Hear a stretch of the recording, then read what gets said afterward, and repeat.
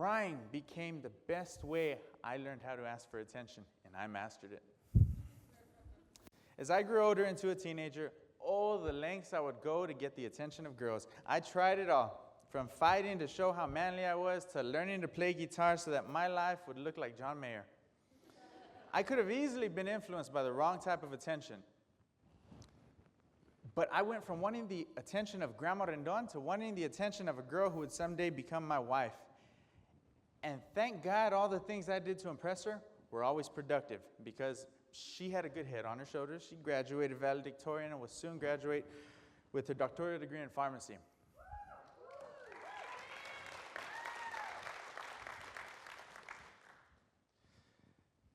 I knew that my traditional attention-seeking techniques would not work with her. So I followed her everywhere. Middle school, high school, college, church, and even tried to follow her to Spain when she studied abroad. I'm not saying that's the best way to do things, to get a girl, but eventually we got married. And I merit a lot of my success to her because in following someone who was productive, I organized my goals, I became mature, and I developed a work ethic, all in hopes to emulate her and impress her. To put it simply, Senator John McCain said, "The world is more complicated for children today than it ever was when I was growing up. A mentor can provide you with the kind of idealism you can look up to and attempt to emulate." Emulating became my new best way to ask for attention. Throughout the course of my life, I continued to emulate more people, not to marry them, but to emulate them and learn what good values I could learn from them. And here's a list of a couple I could just name off the top of my head. There were 3 people who at one time I considered my best friends. We 4 had very similar paths in life. We all grew up together. We all played football together, and we were all addicted to getting attention. Football was our means of getting attention, and it taught me the best way how to ask for it, even better than crying and emulating.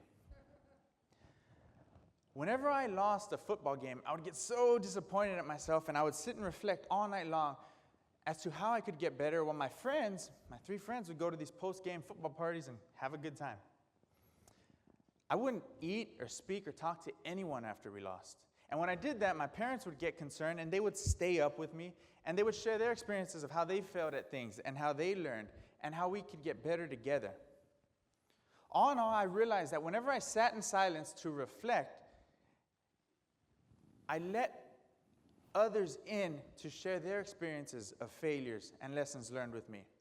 I learned how to ask people how to be my mentor without doing it verbally. What do I mean by that? When you ask somebody to be your friend, do you verbally ask them? No. You let it happen over time, shared experiences, and by giving them your attention. A friend is someone who gives you attention over a period of time. A mentor is someone who is wise and gives you attention over a period of time. In getting the attention and making these connections, I was able to connect with my coaches, teachers, and wise people, and became a little bit better every day. This is something my friends never learned. What would cause, if you fast forward 10 years later, each of them had a substance abuse problem, experienced teenage pregnancy, and I honestly don't know where 2 of them are today. I became an engineer, a founder of a nonprofit, a real estate investor, and a father to a beautiful 3-month-old baby girl named Autumn.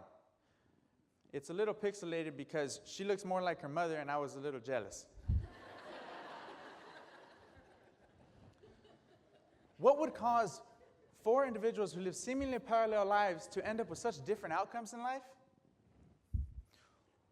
Research suggests that adolescents tend to be influenced more by their peers and making risky decisions. This is why adolescents look to emulate their peers in making risky decisions and want instant gratification now.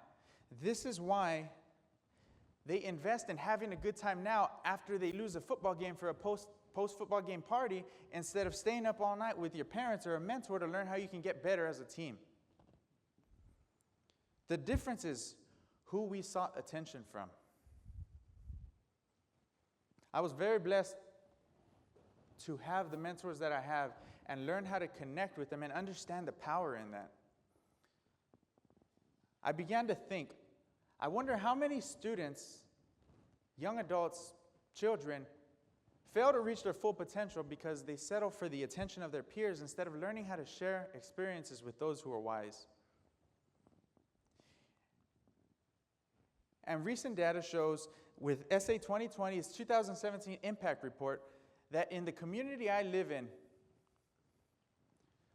only 6% of residents who are over the age of 25 have obtained a bachelor's degree or higher. What that means is that 1 in 16 residents have obtained a bachelor's degree. 1, 2, 3, 4, 5, 6, 7, 8, 9, 10, 11, 12, 13, 14, 15, 16 found one. So my wife and I decided to start a nonprofit in 2015 called Building a Purpose to feed students these constructive, productive attention from mentors so that they could channel their paths of life and show them how to ask for attention easily by going to our website on buildingapurpose.com and selecting a mentor under a category of an interest that they want to do.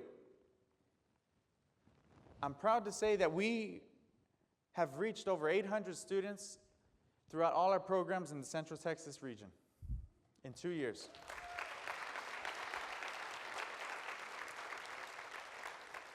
After surveying 200 of them, we found that 80% of students who know what profession they want to pursue do not know a professional in that field.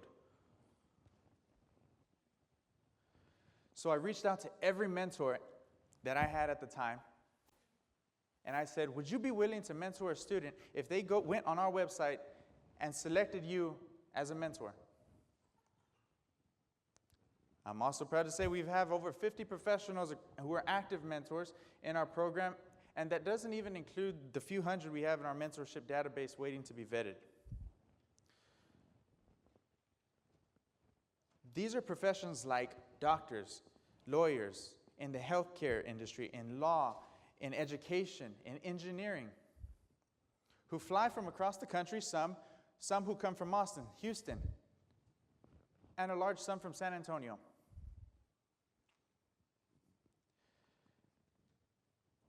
This is a list of a few of them in their selection sheet when our students go and choose.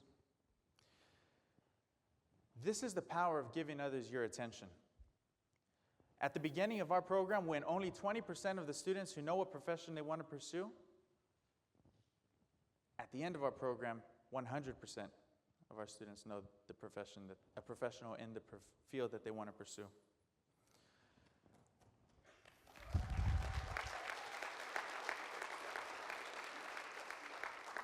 Whether we like to admit it or not, we are all addicted to getting attention. Whether it comes from a one-on-one conversation or from a lot of people at once. Whether it comes from seeing a guest speaker speak and being inspired or from having a lifelong mentor. But we need to remember the importance of giving our youth our productive attention.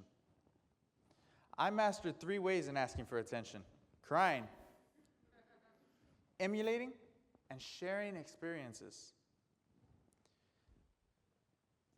But the most powerful way is in giving others your attention. I want to leave you with one last thought. Melissa Mayer, CEO of Yahoo, said, "I always did something I was a little not ready to do. And I think that's how you grow. When there's that moment of, wow, I'm not really sure I can do this, and you push through it, those moments, that's when you have a breakthrough. There will be a time when someone needs your attention the most, and it may not be the time for you, and it may not be something you're ready to do. But adolescent research suggests that the teenage years are the best years to influence adolescents. I highly encourage you to keep an eye out for those in your community who may need your attention, because you are someone's breakthrough. The type of attention you get and who you get it from determines where we end up in life. Thank you.